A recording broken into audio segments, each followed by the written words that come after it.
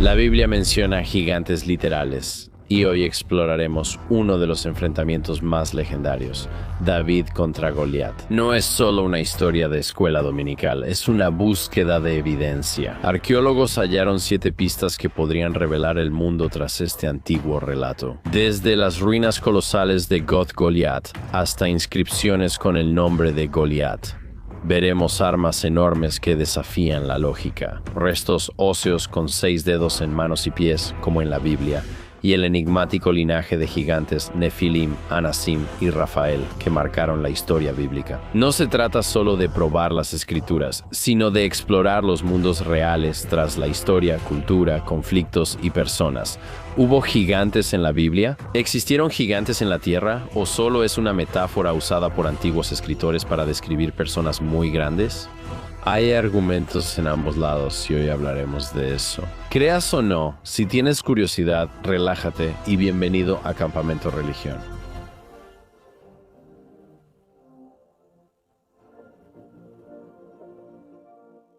Hola gente, bienvenidos a Campamento Religión. Soy Marc Agnon y gracias por estar aquí. Cada semana exploramos las historias más interesantes, fascinantes y controvertidas de todas las religiones, de todo el mundo y de todas las épocas. Siempre me acompaña mi querido amigo Crisos Pacavapados. ¿Qué tal, Mark? ¿Todo bien? Me alegra escucharte. Gracias. Tuvimos un fin de semana maravilloso. Así es, amigo. La pasamos increíble. Todo está genial y sin problemas personales. No, todo está perfecto por aquí, amigo. En serio. Eso suena ominoso. Ver a la gente en los comentarios unirse a nuestro chiste interno y decirte que te calles me da mucha risa siempre, de verdad. O sea, recibo un comentario. Lo veo en mi teléfono y dice, nunca escuches este podcast. Pienso, ¿qué hicimos? Abajo dice, si Criso dice otra palabra más, y yo, sí, amigo. La audiencia es graciosa y eso me alegra. Hoy tenemos un gran episodio para ustedes. Hablaremos de gigantes en la Biblia y más allá. Supongo que podrías decir, ya sabes, esto es probablemente el Corán hasta cierto punto, no lo sé exactamente. Tal vez la Torá, de alguna manera, como que esto es de todas las religiones abrahámicas. Tienen este tipo de como referencias tácitas a seres humanos gigantes. Ahora, hay algunas personas viendo esto que dicen, los gigantes existieron, existen al 100%, tal vez existan hoy en día, tal vez estén en el centro de la Tierra. Yo no soy una de esas personas. Para que conste, realmente no creo que los gigantes hayan existido completamente como personas gigantes. Claro. Si estuviera con Shaquille O'Neal o Yao Ming, diría, ese tipo es un gigante.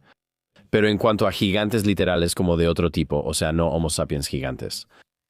No sé si estoy de acuerdo con eso, pero tal vez para cuando lleguemos al final de este episodio ya me haya convencido, y tal vez tú que nos estás viendo también lo estés. Goliat, el gigante más famoso de la Biblia, seguro lo conoces, ¿no? Este nombre, ya sabes, Goliat, se ha vuelto sinónimo de algo enorme. Lo usamos simplemente en el lenguaje común. Este es el gigante más famoso de la Biblia. Si no conoces la historia de David y Goliat, ve a 1 Samuel, capítulo 17. David, un pequeño pastor, derrotó al gigante guerrero filisteo usando solo una piedra lanzada con una honda y luego lo remató con la espada del propio gigante. Ahora, el texto bíblico describe a Goliat como de 6 codos y un palmo de altura, aproximadamente 2 metros 97 centímetros, según el texto hebreo masorético tradicional. Algunos manuscritos griegos antiguos dicen que su altura era de 2 metros 6 centímetros. No es tan impresionante, ¿sabes? Es un poco más alto que Melo, solo digo que no es tan impresionante, pero de todos modos lo presentaban como una figura imponente. Goliat no es el primer gigante en la Biblia, así que, para entenderlo en el contexto de las Escrituras, tenemos que regresar mucho más atrás, al mundo antes del diluvio de Noé, donde la Biblia presenta por primera vez a los Nefilim. Ahora, según Génesis 6:4, los Nefilim estaban en la tierra en esos días y también después. Cuando los hijos de Dios se unieron a las hijas de los hombres y tuvieron hijos, estos fueron los héroes antiguos y hombres famosos. Este es un pasaje críptico que ha sido debatido literalmente desde siempre. La palabra hebrea Nefilim viene de la raíz nefal, que significa caer, y sugiere que estas criaturas eran los caídos o quienes hacían caer a otros. En Números se conecta explícitamente a los Nefilim con los gigantes posteriores. Al volver de explorar la tierra prometida, los espías israelitas informaron en Números 13:33 que vieron a los Nefilim, los descendientes de Anak provienen de los Nefilim. Nos veíamos como langostas ante nuestros propios ojos, y así les parecíamos a ellos también. Este pasaje relaciona a los anaseos, un clan gigante de cananeos, con los antiguos Nefilim. La Biblia muestra un linaje de gigantes. Primero los Nefilim antes del diluvio, luego los anaseos, refaitas, emitas y semsumitas. Actualmente muchos pueblos describen a gigantes. Deuteronomio capítulo 2 versículos 10 y 11 explica: los emitas solían vivir aquí, y este era un pueblo fuerte y numeroso. Tan altos como los anaseos también eran refaitas, pero los moabitas los llamaban emitas. No parece letra de Eminem, ¿cierto? Refaitas, moabitas, emitas y anaseos avanzan. Sabes que voy en bicicleta, todo esto es una locura. No son solo individuos aislados, sino clanes conocidos por su tamaño. Según Deuteronomio 3:11, el rey Og de Basán fue el último de los refaitas. Se dice que su cama de hierro medía 9 codos de largo y 4 de ancho, unos 13 pies de largo.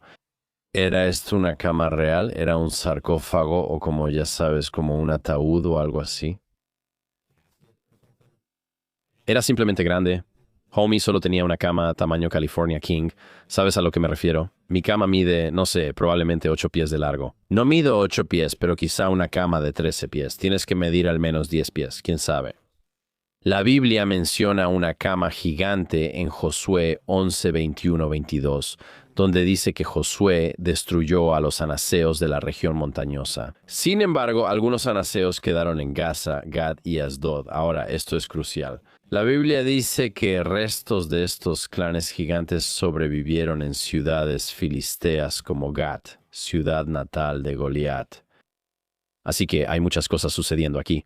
Pero básicamente, a lo largo de toda la Biblia, tienes estas referencias a estas personas gigantes. Yo diría que los Nefilim son probablemente los más significativos. Realmente no sé no sé cuál debería ser la enseñanza de la Biblia sobre esto, como si crees en la Biblia, si eres cristiano, simplemente tienes que aceptar que sí, existieron gigantes, eso es solo parte de ello. Tienes que aceptarlo, sí, había como un ser mitad humano, mitad ángel o demonio, un híbrido en la tierra que era gigante.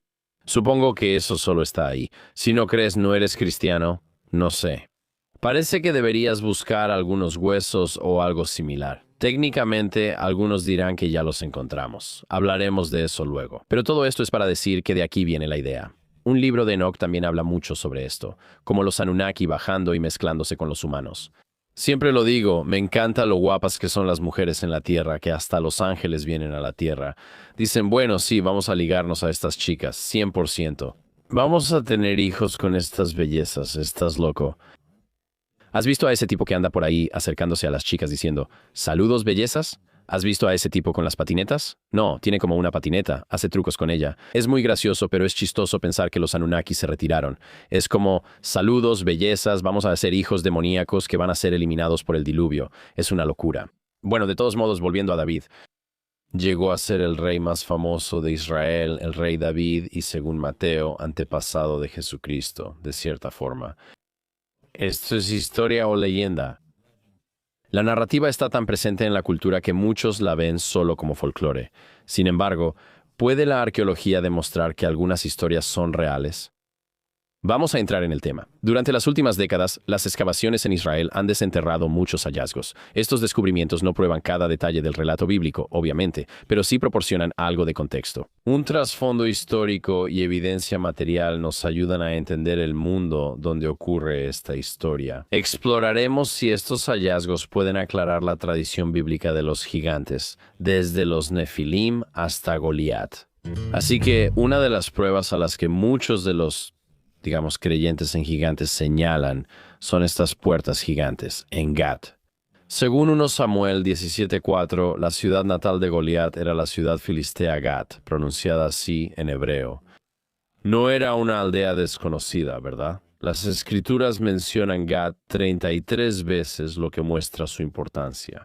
Es una de las 5 principales ciudades filisteas, llamadas la Pentápolis filistea. Gaza, Ascalón, Asdod y Ecrón se mencionan juntas por primera vez en Josué 13.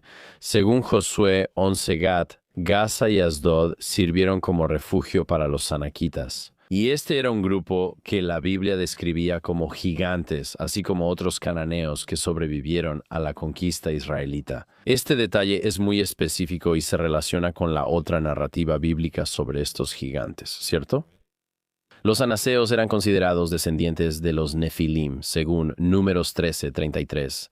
Eran tan temidos que su presencia en la tierra prometida hizo que 10 de los 12 espías israelitas dieran un informe negativo, lo que llevó a casi 40 años de deambular por el desierto. Así que literalmente estos espías van y observan, ya sabes, esta tierra y piensan, ya sabes, ¿es posible entrar ahí? Y ellos dicen, wow, esta gente es tan formidable que no vale la pena. Así que 10 de los 12 espías dijeron, no, gracias. Así que el hecho de que Josué los expulsara de la mayor parte de Canaán, pero ellos encontraron refugio específicamente en estas ciudades. Como Gat se vincula directamente a los antiguos clanes de gigantes con Goliat.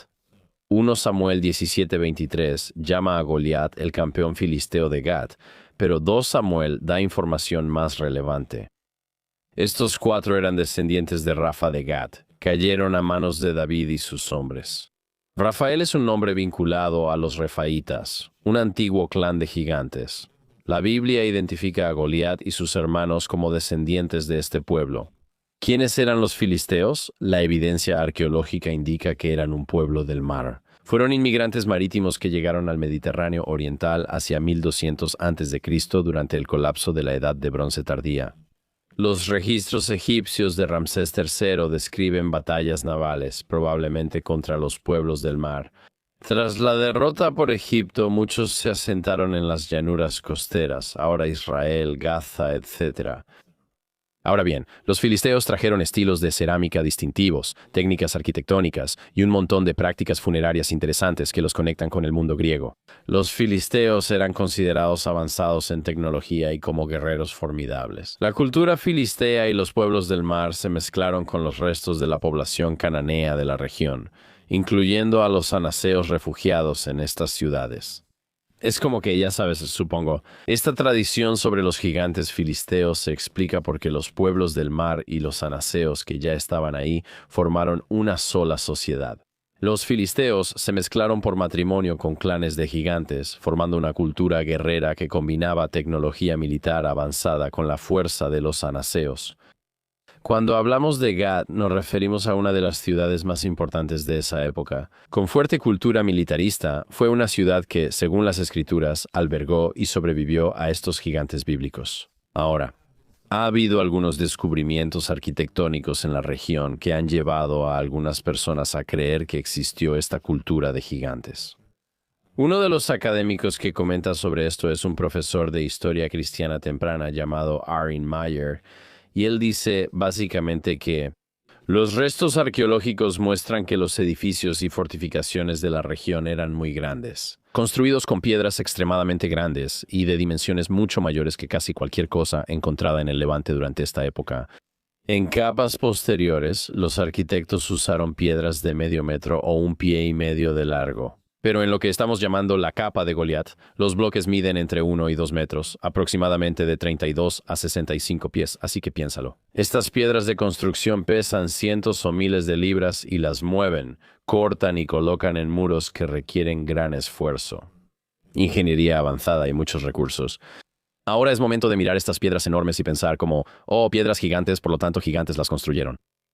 El profesor Meyer rechaza esta interpretación. Él señala que todos los restos óseos filisteos descubiertos hasta ahora no muestran evidencia de que los filisteos fueran físicamente más grandes que la persona promedio. En su opinión, la arquitectura de gran tamaño pudo haber sido inspirada por leyendas posteriores sobre gigantes en lugar de haber sido construida por gigantes reales. Él sostiene que las tradiciones bíblicas sobre los gigantes de Gat, como Goliat, podrían venir del tamaño de los monumentos filisteos. Esta es una perspectiva académica importante, ¿no? Tienes estas hazañas arquitectónicas masivas que crean algún tipo de memoria cultural, esa sensación de asombro que con el tiempo se asocia con las historias de estos individuos gigantes. La falta de evidencia no prueba ausencia, como se dice. No hay restos óseos que prueben que existieron estos individuos altos, pero tampoco hemos excavado todo. Las ciudades antiguas eran complejas y lo que queda arqueológicamente es solo una pequeña parte de lo que existió.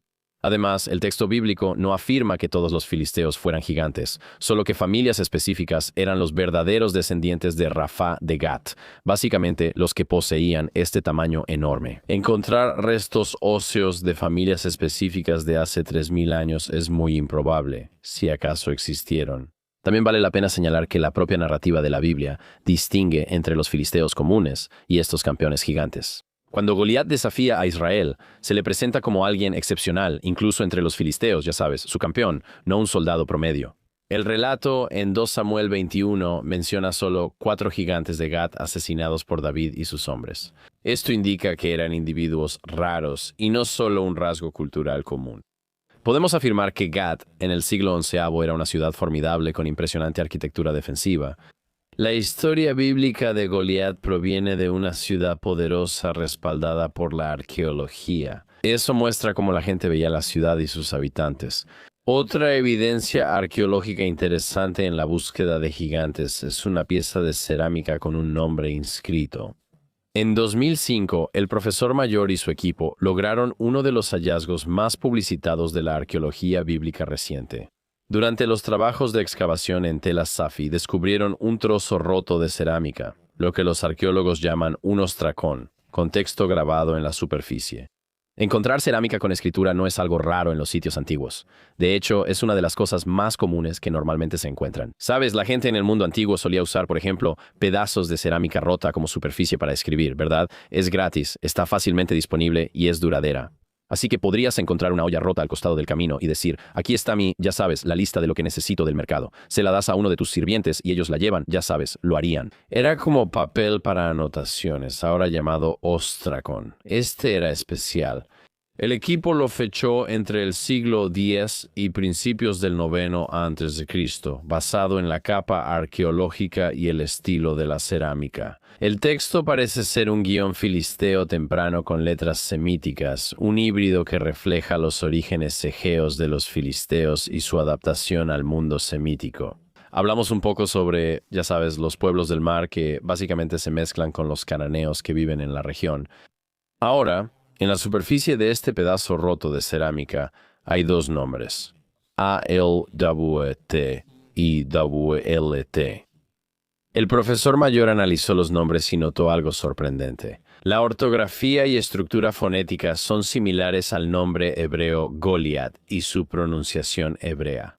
Ahora, permítanme ser claro sobre lo que esto demuestra. El ostracón no prueba que el Goliat bíblico existió. No menciona a David, no describe un combate, no proporciona detalles necesariamente de la Biblia, pero lo que sí muestra, y creo que esto probablemente es importante, es que nombres muy similares a Goliat realmente eran usados por los filisteos que vivían en Gat durante aproximadamente el mismo periodo. Este hallazgo es aún más relevante al considerar las tradiciones bíblicas sobre Gat. Según Josué 11, los anaseos mencionados en Números 13:33 como descendientes de los Nefilim se refugiaron en esta región. Nombres filisteos similares a Goliat aparecen en Gat, la ciudad que la Biblia señala como tal. El refugio para estos gigantes indica que los autores bíblicos conocían las convenciones de nombres y asociaciones culturales de ciertas ciudades. El nombre Goliat pudo tener connotaciones antiguas. Algunos estudiosos creen que se relaciona con palabras como exiliado o viajero. Esto podría mostrar que los anaseos eran refugiados expulsados de sus tierras hacia el territorio filisteo, independientemente de si la etimología es correcta. El uso de esos nombres en Gat coincidía con la narrativa bíblica de que allí vivió el pueblo conocido como Goliat. Así que tenemos que pensar en lo que esto significa en contexto. Así que durante siglos, ya sabes, los escépticos sugirieron que este nombre, Goliat, pudo haber sido, ya sabes, inventado por escritores bíblicos posteriores, o tomado de alguna otra tradición literaria, o simplemente completamente inventado. Pero el descubrimiento de este pedazo de cerámica demuestra que quien escribió este relato en Samuel conocía nombres filisteos auténticos. No lo inventaban y sabían que nombres como Goliat se asociaban con Gat, la ciudad que siempre se reconoce como hogar de estos guerreros gigantes. Ahora, esto es lo que los arqueólogos llaman verosimilitud cultural. Esta palabra elegante describe la cualidad de tener detalles auténticos que parecen reales para la gente o época mencionada. Como si alguien escribiera una historia sobre, digamos, Chicago en los años 20 e incluyera jerga y nombres de calles precisos y detalles sobre bares clandestinos específicos que solo existieron en esa época. Eso no probaría que su historia específica fuera verdadera, pero sí demostraría que realmente tenían un conocimiento genuino de la época y el lugar. Ahora, este ostracón hace algo similar porque a menudo se le llama la inscripción de Goliat, pero eso es un poco engañoso. Mayer ya lo aclaró. El Goliat de la inscripción de Gad no es el Goliat bíblico. La mayoría de los estudiosos bíblicos creen que la historia de Goliat tiene elementos legendarios. Pero sí prueba que quien escribió ese relato en 1 Samuel estaba describiendo la jerga específica que se habría usado en la región. Parece que varios de estos hallazgos arqueológicos indican un conocimiento auténtico de la gente y la época. Muchos críticos opinan que esto era ficticio o inventado, pero parece que era el lenguaje vernáculo de la región. Ahora, hay otras piezas de evidencia que son mucho más interesantes ahora. El tesoro de Kefar Monash es fascinante, y para entenderlo y realmente lo que significa, tenemos que regresar a la primavera de 1962. Un agricultor israelí hará campo cerca de Kefar Monash, a unos 80 kilómetros al norte de Goth. Otra vez, en la ciudad natal de Goliat, su arado golpea algo duro bajo tierra. Con lo que se topó fue con un tesoro oculto deliberadamente de cobre, armas, herramientas y otros objetos, enterrados básicamente durante 1000 años, varios milenios. La colección tiene hachas, puntas de lanza, objetos de plata y cuentas pequeñas. Los mangos de madera que iban con las armas se pudrieron y solo quedaron los implementos de cobre. Al examinar el hallazgo, los arqueólogos notaron algo extraño. Muchas de estas armas eran dramáticamente sobredimensionadas. Quiero decir, eran gigantes en comparación con los ejemplos típicos del antiguo Cercano Oriente. Establezcamos contexto. Esta región produjo miles de armas de bronce y cobre halladas en Egipto, Mesopotamia, el Levante y Anatolia. Arqueólogos han estudiado estas armas y las clasifican según tamaño y forma. Las cabezas de hacha de Kefir Monash coincidían con ejemplos de Tel es Safi en Goth, lo que llamó la atención del arqueólogo. ¿Por qué estaban estas armas de estilo Goth enterradas a 50 millas al norte? La tradición bíblica identifica este lugar como refugio de guerreros gigantes. ¿Estas armas enormes podrían estar relacionadas con esa tradición? Las puntas de lanza sorprendieron a los investigadores. El informe arqueológico oficial describe los objetos así. Es el grupo más notable entre los hallazgos de Monash. Las 4 puntas de lanza, idénticas en forma pero de distinto tamaño, eran armas poderosas y bien hechas. La más corta mide 333 centímetros, incluyendo la espiga, donde la hoja se une al asta.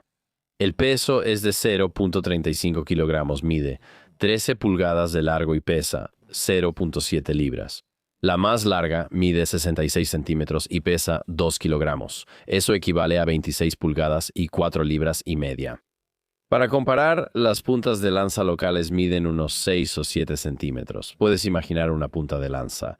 Es como, ya sabes, unas 3 pulgadas. Eso es como 3 pulgadas, ¿verdad? Esperas que lo sepas, Cristos.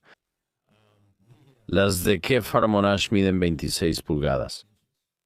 Esa es la punta de la lanza, así que si te imaginas una lanza, eso es solo la punta. El resto de la lanza es... Así que ahora es enorme. Estas puntas de lanza son básicamente 10 veces más grandes que las cosas encontradas en la región.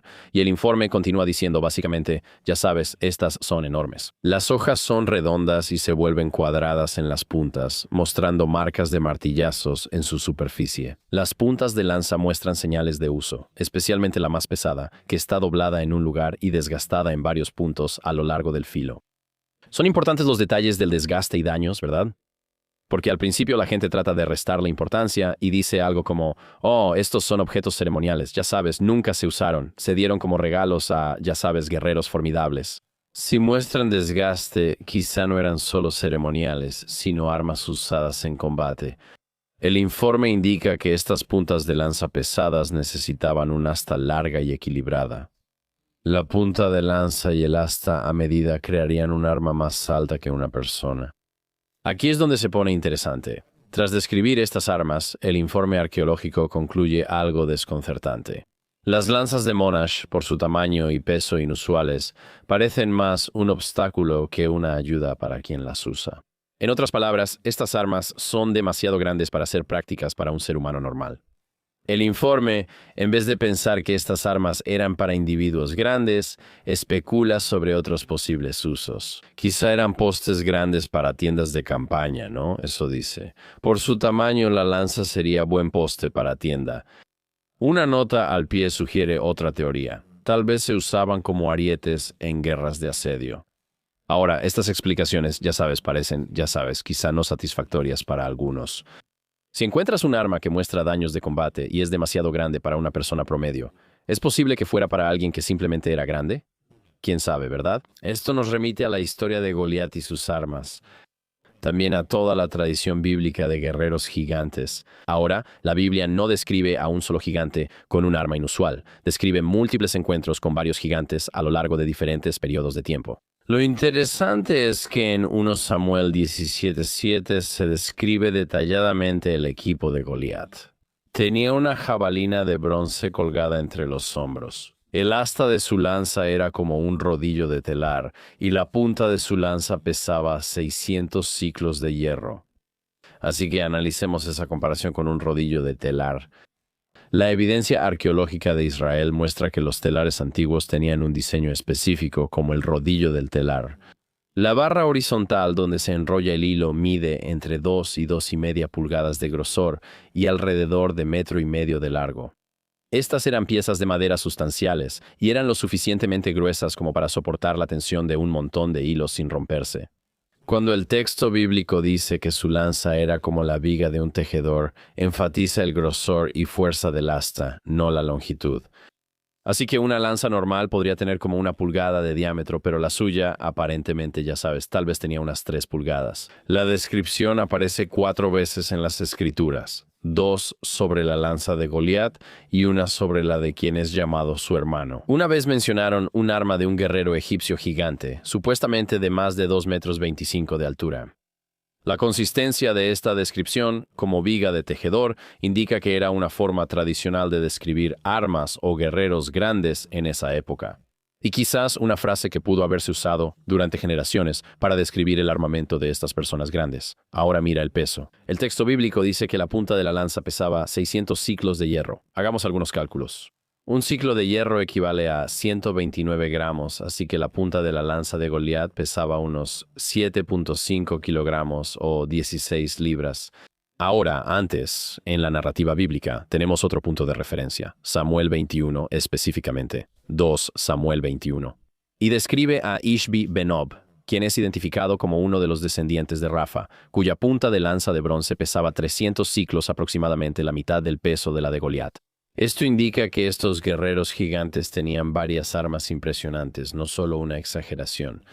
Ahora, compara eso con la horda de Monash. La punta de lanza más grande encontrada pesaba alrededor de 2 kilogramos, lo que equivale a unos 160 ciclos, y eso ciertamente es grande en comparación con otras cosas encontradas en la región. Pero es solo una cuarta parte del peso de la punta de lanza de Goliat y la mitad de la de Ishbi Benob. Aunque las armas de Monash eran muy grandes, no alcanzan el tamaño de las de Goliat en la Biblia. Esto es importante. Si estas armas fueran idénticas a las bíblicas, parecería inventado. Que sean grandes, pero no tanto, podría hacerlas más creíbles. Son un hallazgo arqueológico genuino, dentro del rango, aunque no coinciden perfectamente. Son más grandes de lo normal, pero no tanto como se describe. Y pueden mostrar el tipo de armas que usaban estos guerreros inusualmente grandes. Armas personalizadas para personas únicas por su tamaño. Existe un problema cronológico que debe resolverse, ya que el informe arqueológico sitúa el tesoro de Monash al inicio de la Edad de Bronce temprana. Eso fue entre 3200 y 2750 a.C., unos 2000 años antes de David y Goliat. Esto genera un problema. ¿Por qué serían relevantes armas de la Edad de Bronce del 3200 a.C. para un guerrero de la Edad de Hierro en el 1000 a.C.? Hay varias posibilidades. Primero, la datación podría ser inexacta. Segundo, podrían ser armas antiguas recolectadas, preservadas o reutilizadas siglos después de su fabricación. Sabemos que la gente antigua reutilizaba armas viejas. La relación con Goliat podría ser coincidencia. Estas podrían ser una tradición distinta de grandes guerreros, separada de la narrativa bíblica. Otra posibilidad es que la tradición de estos guerreros gigantes existió por miles de años. En la Biblia, quiero decir, la Biblia rastrea a personas gigantes, incluso, ya sabes, antes del diluvio. Así que, como resultado, podría ser posible que estas personas tuvieran armas que, ya sabes, estarían enterradas o perdidas a lo largo de miles de años. No solo antes de Goliat, sino existiendo mucho antes que él. Esto potencialmente se alinearía con esta línea de tiempo bíblica que presenta a los gigantes no como un fenómeno único, sino como un pueblo con historia. Así que tienes a los Nefilim antes del diluvio. Luego, sus descendientes fueron los Anasim, Emim, Rafaim y los últimos remanentes en esta ciudad filistea cerca de la época de David. Ahora, esto es como una tradición de 1000 años de este armamento inusual que podría explicar este tipo de descubrimiento arqueológico. Nadie sabe realmente. La horda de Monash muestra armas muy extrañas y grandes con señales de uso en combate. Y están conectadas, ya sabes, a esta ciudad gigante de God por medio de los tipos de armas coincidentes que tenían, específicamente con las hachas. Sin embargo, están enterradas lejos y son anteriores al periodo bíblico. De cualquier manera, lo que sí sabemos es que este es un hallazgo extraño. Y si esto representa una tradición antigua que eventualmente produce las legendarias armas de estos gigantes, o simplemente es una curiosidad arqueológica interesante pero no relacionada, sigue siendo una pregunta abierta. También se halló en Kefar Manash lo que muchos llaman la armadura de Goliat, algo muy interesante.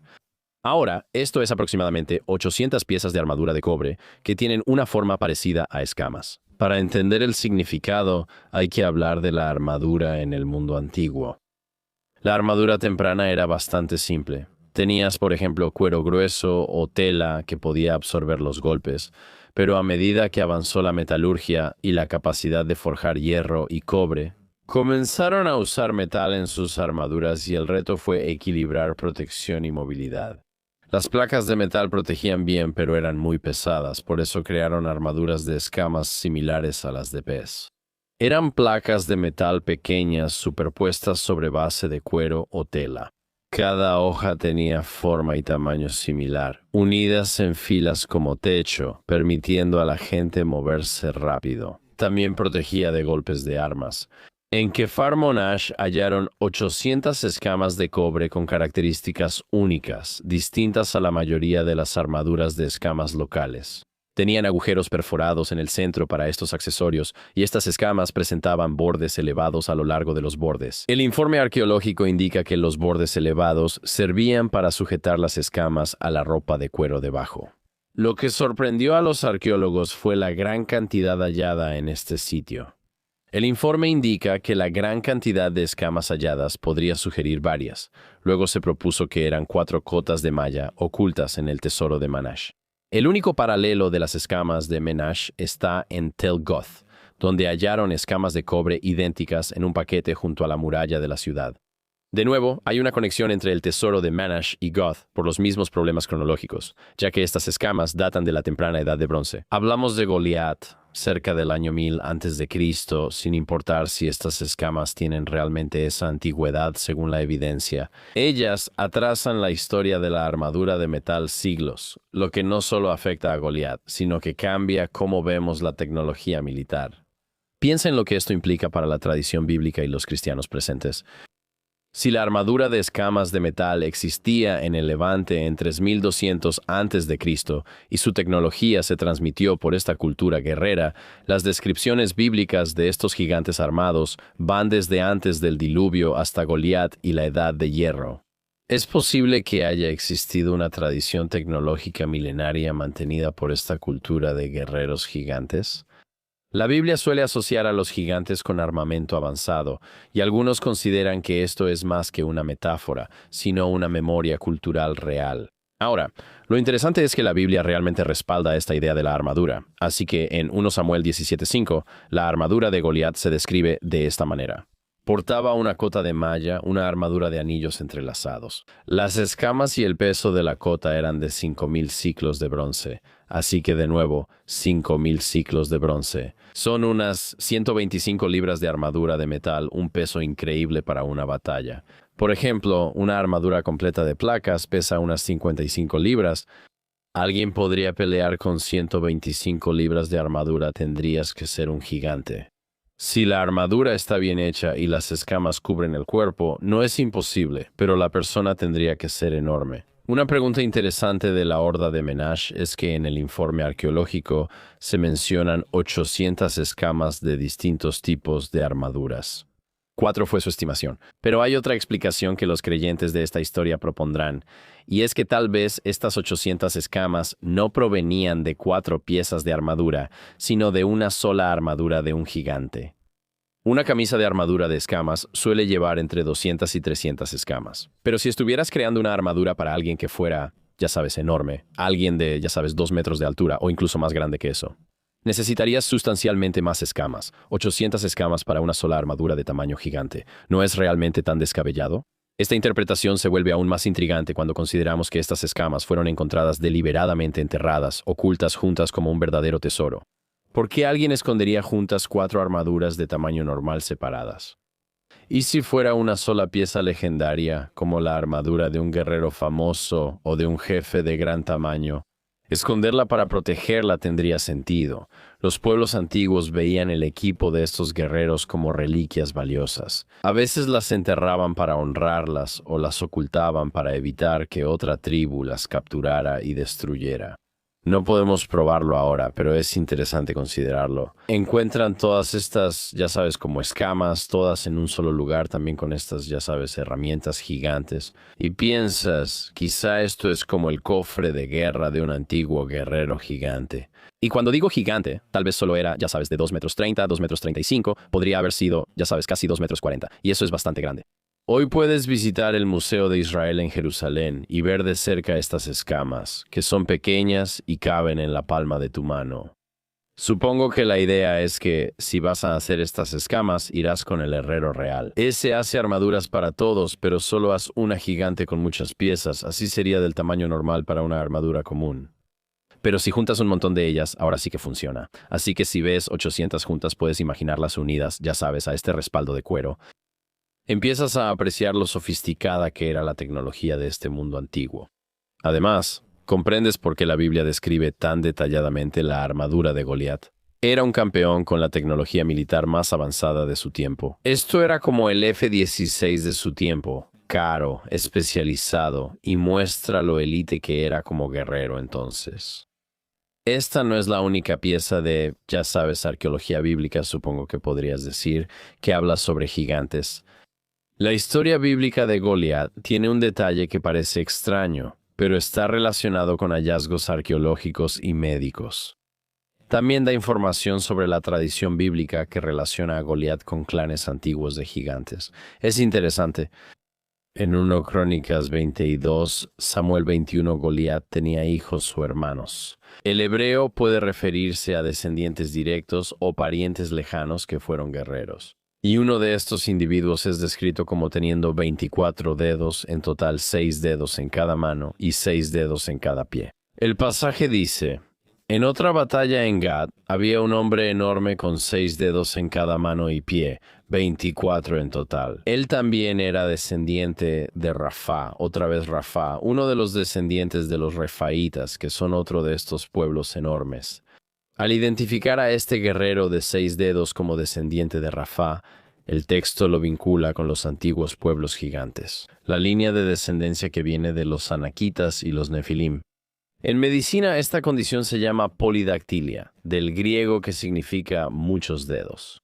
Es una anomalía genética donde alguien nace con dedos o pies extra, y no es tan raro. Quiero decir, la polidactilia ocurre en aproximadamente 1 de cada 1000 nacimientos en todo el mundo, aunque la frecuencia varía, ya sabes, en diferentes poblaciones. La mayoría de los casos son un dedo extra pequeño sin función que puede quitarse con cirugía. En otros, los dedos extra están bien formados y funcionan. Los registros históricos documentan a personas con polidactilia que aprenden a usar sus dedos extra para tareas prácticas. Algunos, como músicos, artesanos o guerreros, suelen heredar su oficio. El texto bíblico menciona este detalle para describir una línea familiar de guerreros con esa característica inusual. El pasaje menciona a varios guerreros de David que mataron a descendientes de gigantes de Gat. 2 Samuel 21 relata 4 encuentros con estos gigantes, culminando en el versículo 22. Estos 4 descendían de Rafa y murieron a manos de David y sus hombres. Es posible que el guerrero polidáctilo sea uno de estos 4, todos de la misma línea de descendencia. Durante mucho tiempo los escépticos consideraban esto solo una leyenda y un adorno típico de historias de héroes. Es como, tienes a un gigante, y no solo era gigante, sus manos también eran gigantes, eran tan grandes que tenían 6 dedos. Pero luego ha habido algunos descubrimientos arqueológicos que apuntan a algo interesante. En un artículo sobre la polidactilia en el mundo antiguo, R.D. Bennett describe hallazgos de varias excavaciones arqueológicas. Él dice: 2 ejemplos de polidactilia del siglo XIII a.C. aparecen en sarcófagos de arcilla en este estilo cuasi egipcio, encontrados en Deir al-Balal, cerca de Gaza. Uno, antes en la colección de Moshe Dayan y ahora en el Museo de Israel, muestra a un hombre con 6 dedos en la mano izquierda. Otra excavación de True de Dothan, aunque imprecisa en detalles, claramente representaba polidactilia. No son casos aislados. El artículo menciona más representaciones de polidactilia en el cercano Oriente, Egipto, Mesopotamia y el Levante. Y lo interesante de esta observación es el significado cultural. Los primeros ejemplos sugieren que la polidactilia era propia de gigantes o personas con superpoder o fuerza divina. Y en este sentido, encontramos algunas representaciones con incluso más de 6 dedos en las manos o en los pies. Ahora, esto indica que en esas culturas la polidactilia se relacionaba con personas de tamaño y fuerza inusuales. Esto coincide nuevamente con la narrativa bíblica. Desde la genética moderna existe una posible conexión. El texto bíblico habla de una línea familiar, descendientes de R.A. En Goth los menciona por su inusual altura y polidactilia ocasional. La ciencia médica ya identificó condiciones genéticas con gigantismo y polidactilia juntos. Las mutaciones en la hormona del crecimiento pueden ocurrir junto con mutaciones que afectan el desarrollo de extremidades. Esto se llama efectos pleiotrópicos, cuando una sola mutación genética causa varios efectos no relacionados. Ejemplo de esto son formas del síndrome de Greig-cephalopolysyndactylia, donde mutaciones en el gen HELI3 pueden causar patrones de crecimiento inusuales y polidactilia. Así que, aunque obviamente no podemos diagnosticar a individuos antiguos con condiciones médicas modernas, estas cosas sí se han estudiado en la actualidad. Estos factores genéticos pueden causar altura inusual y un dedo extra. Ahora bien, los autores bíblicos no estaban inventando estos detalles. Ellos registraron tradiciones sobre líneas familiares específicas de guerreros en esta área en particular. Supuestamente descendientes de Rafael, quien es descendiente de estos gigantes Nefilim. Ahora, desde una perspectiva médica moderna, podemos entender que esto podría ser simplemente mutaciones genéticas. Desde una perspectiva cultural antigua, esto marcaba a estos individuos como extraordinarios. Y lo interesante es que el texto bíblico realmente no trata estos detalles como algo sobrenatural o milagroso. Es más bien algo cotidiano. Simplemente registra que estos individuos existieron. Eran gigantes, lucharon contra Israel, algunos de ellos tenían 6 dedos, y los guerreros israelitas finalmente los derrotaron. Los muestra como los últimos restos de estos pueblos antiguos y como el cumplimiento de la campaña de Josué para expulsar a los Anasim. Con solo unos pocos sobrevivientes en las ciudades filisteas, este informe aumenta la plausibilidad de los relatos. Si los autores bíblicos estuvieran inventando leyendas, podrían haber hecho a sus gigantes más fantásticos, ya sabes, de 6 metros de altura, con alas que escupieran fuego, lo que sea. Registraron características físicas plausibles y posibles, y relacionaron a estos individuos con una narrativa bíblica sobre pueblos de gigantes, que se remontan a través de varios libros a lo largo de la historia. Ya hablamos de Goliat en el mundo filisteo y de pruebas tácitas de gigantes. Pero, ¿y David? ¿Fue real o solo una leyenda? Mucha gente, ya sabes, ve a estos personajes bíblicos, al propio Jesús, y dicen algo como, tal vez ni siquiera existió, tal vez Jesús no fue una persona real. La mayoría de los historiadores creen que Jesús existió, aunque algunos aún debaten si David fue real. Hay nueva evidencia que respalda que este rey existió y mucho ocurrió en 1993. En Tel Dan, norte de Israel, arqueólogos hallaron fragmentos de un monumento de piedra. Esta antigua estela fue reutilizada como material de construcción cuando la limpiaron y la volvieron a ensamblar. Vieron 13 líneas en arameo antiguo y en la línea 9 dos palabras impactaron al mundo de la arqueología. Bet David, la casa de David. Esto no lo escribieron israelitas, sino un enemigo, posiblemente el rey Hazael de Siria, presumiendo victorias sobre Israel y Judá. Es decir, menos de un siglo después de David, otros países ya reconocían a Judá como la dinastía de David. Primera referencia extrabíblica real a David, prueba de que el famoso rey de Israel no fue solo una invención. Pero este debate cambió casi de inmediato. Actualmente, pocos académicos dudan que David existió, aunque las historias sobre él mezclan historia y mito. Pero, ¿qué hay del acto más infame de David, el asesinato de Goliat? La arqueología aquí es fascinante. Aunque no podemos probar el duelo, el escenario encaja perfectamente. Los filisteos, poderosos y con mejores armas, vivían en ciudades fortificadas como Gat. Israel, más pequeño, luchaba contra ellos frecuentemente. El valle de Ela, mencionado en 1 Samuel, es un lugar real. La honda que se menciona no era un simple juguete infantil. Las hondas antiguas eran armas militares poderosas. El rey Tutankamón fue enterrado con ellas. Los relieves egipcios muestran a soldados usándolas desde barcos en batalla. Arqueólogos hallaron piedras de honda en el Mediterráneo, proyectiles lisos del tamaño de una mano que alcanzaban más de 160 kilómetros por hora. Si podías usarla correctamente, un hondero hábil podía acertar a un objetivo desde 40 metros de distancia. Estas son herramientas que se usaban todo el tiempo en la caza y la guerra. Si te mantenías lejos de Goliat y su lanza, podías golpearlo con una honda y hasta dejarlo inconsciente. En otras palabras, no estaba peleando tontamente, estaba usando el único arma que le daba ventaja. La historia de David y Goliat podría basarse en una cultura y guerra reales, no es una fantasía. Y una figura histórica real cuyo nombre fue tallado en una piedra hace 3000 años. La arqueología no prueba todo en la Biblia, pero revela que hay un mundo real tras estas leyendas. En este mundo, los pastores podían ser reyes y una piedra derribar a un gigante. Así que ahí lo tienes.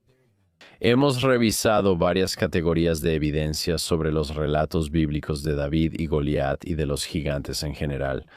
Sabes, tienes estas enormes fortificaciones en Got del siglo XI, lo que demuestra que era un verdadero guerrero. Ciudad de los filisteos, estas estructuras masivas reflejan poder y sofisticación.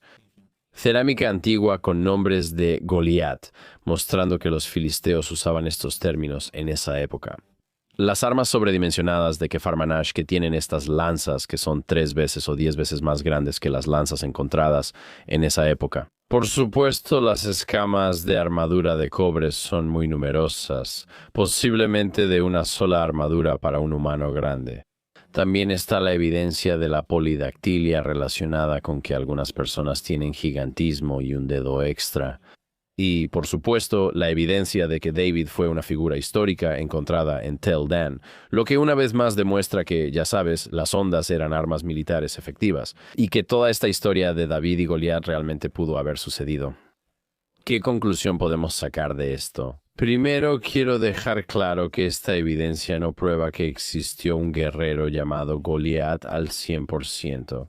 No prueba que esta batalla específica realmente haya ocurrido en este valle en particular. No prueba que cada detalle bíblico sea correcto, ni la existencia de los Nefilim o evidencia física de estos gigantes anteriores al diluvio.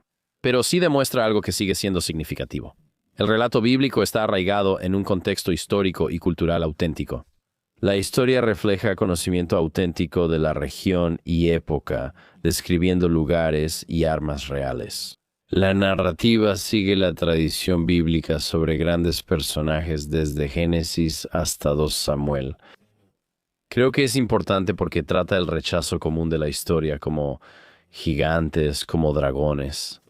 Es como, bueno, ni me hagas empezar. Dragones quizás sean dinosaurios, pero mal ejemplo. La gente solo dirá, ignora a los gigantes, no importa.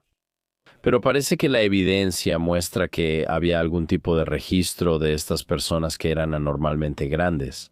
Eran literalmente gigantes, como la gente piensa en los gigantes ahora, ¿sabes? Como de un solo ojo, enormes, personas de 9 metros. No necesariamente, ¿sabes?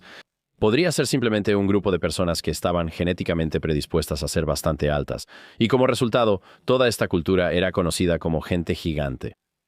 La historia ayuda a legitimar a David como rey y muestra que fue elegido por Dios, lo cual luego contribuye a la existencia de Jesús y a las tradiciones posteriores a lo largo del Evangelio. Muestra el poder de Dios para vencer no solo a enemigos humanos, sino también a los restos de antiguos gigantes que ha querido eliminar de la tierra. Hace mucho literaria y teológicamente que no se puede probar ni refutar históricamente, pero cumple varios propósitos distintos. Así que, al final, este debate continuará como debe ser, pero ahora la conversación está respaldada por algunas pruebas físicas y algunos artefactos que realmente sí respaldan la narrativa bíblica de alguna manera, y tal vez, quién sabe, podría haber más artefactos por descubrir en el futuro. Y esa es toda la evidencia arqueológica que tenemos de estos gigantes en la Biblia. Así que, sí, o sea, como yo lo veo, probablemente había algunas personas altas, probablemente medían como 2 metros, tal vez 2 metros 25, quién sabe, y tal vez eran, ya sabes, todos del mismo clan. En esa época la gente se casaba entre sí más seguido. Solo las personas altas tendrían más personas altas, no serían muy altas y luego serían adoptadas por otras sociedades. Ustedes pueden ser los guerreros porque son grandes y altos, pueden derrotar a nuestra gente. Así que se convierten en una clase de guerreros que anda por ahí, y luego la gente mitifica a la clase de guerreros. Y dicen, oh, estas personas son los descendientes de, ya sabes, estas otras personas de historias anteriores, los Nephilim, ya sabes, los Anunnaki, como quieras llamarlos, ya sabes. Estas personas no son completamente humanas, son algún tipo de, ya sabes, híbrido humano con otra cosa. Creo que es solo una forma en que los humanos conceptualizan a esas personas enormes de antes. Quiero decir, estas espadas podrían ser ceremoniales, ya sabes, de la horda de Kefarmonash, como las lanzas, podrían ser ceremoniales. Podrían usarse de una manera no convencional, como un ariete o algo así, pero también es posible. Pudo existir alguien de 2.5 metros que recibía armas personalizadas. No me parece extraño. O tenía una armadura gigante porque era enorme. ¿Quién sabe? Sobre todo si la estatura promedio era de 1.5 metros. Ves a un tipo de 2 metros y medio y piensas que es normal. ¿Quién fue el hombre más alto de la historia? Roberto Wadlow. Vamos a averiguarlo. Me lo inventé. La verdad, soy bueno recordando cosas raras. Datos tontos. De niño tenía un libro de Ripley's, aunque usted no lo crea. Sí, hermano, de ahí lo saqué. O sea, él andaba por ahí midiendo 2,72 metros. Él tenía un problema pituitario, como un tumor en la glándula de la cabeza que lo hizo muy alto. Pero vivió una cantidad de tiempo bastante decente, 22 años. Bien, o sea, se ve viejo en las fotos. Si lo ves, dices, hermano, no puede ser que tengas 22 años. Pero es posible, ya sabes, como algún tipo en aquellos tiempos, en la época de la Biblia, tuvo algún problema con la glándula pituitaria y se volvió súper alto. Y luego le dijeron, bueno, sal ahí y pelea, aquí tienes una armadura, aquí tienes una espada, dale con todo. Luego se volvió un guerrero legendario y enterraron sus cosas. Para mí, todo tiene sentido. No lo sé. ¿Es un gigante como decimos? Creo que era solo una forma de hablar de personas muy grandes, pero ¿qué es un gigante? Como dije, si ves a alguien muy alto parece un gigante. Es una sociedad de gigantes no humanos, de verdad miden como 9 metros. No lo creo, pero sí hay personas muy altas peleando batallas, ya que son útiles y les hacen armaduras personalizadas. Mira, no voy a decir que no sea posible, creo que hay algo en eso. Y creo que la gente mitologiza lo de los Nephilim después de los hechos. Dicen, este tipo es súper alto, ¿por qué es tan alto? Uno de sus antepasados tuvo un hijo con un humano, pero en realidad es un demonio o algo así. No sé, ¿ustedes qué piensan? ¿Me estoy perdiendo de algo aquí? Por favor, dejen un comentario, háganmelo saber. Si estoy totalmente equivocado, de todos modos, eso es lo que pienso. Crisos, ¿tú qué opinas? Me encanta llamar dígitos a un dedo o pie extra. Sí, eso está de lujo, ¿verdad? Está loco. Sí, por eso dije, oye, dame tus dígitos y solo les doy un saludo de puño. No, amigo, para ti todos son gigantes. Crisos mide 1.20 metros. Aug. No necesitabas eso hoy, amigo. Sí, déjame revertir eso. Déjame echar todo eso para atrás. Sabes, bueno, ya sabes, cada Crisos ve a un gigante cada vez que se mira en el espejo. ¿Estoy en lo cierto? Gracias, lo necesitaba hoy. Saca eso, amigo. Eso es el Kefarmonash. Solo los pantalones de Crisos tan gruesos. Este canal es de campamento religioso. No podemos ser indecentes. Lo siento, chicos, eso fue grosero de todos modos. Si hay algo que se me pasó sobre este tema, por favor déjenlo en los comentarios. Si hay algún tipo de arqueología interesante que no mencioné, háganmelo saber. ¿Y ustedes qué piensan? ¿Los gigantes son reales? ¿O solo era una forma literaria de describir a personas altas? ¿O fue completamente inventado, un relato ficticio? Me encantaría saber su opinión. Por favor, dejen su comentario. Leo sus comentarios. YouTube, Spotify y el comentario principal recibirán mercancía gratis. También pueden verme en la gira Mark Agnon en vivo. Haré una hora de comedia stand-up. Es un gran momento, todos lo comentan y los veré pronto en el campamento de religión. Que la paz esté con ustedes.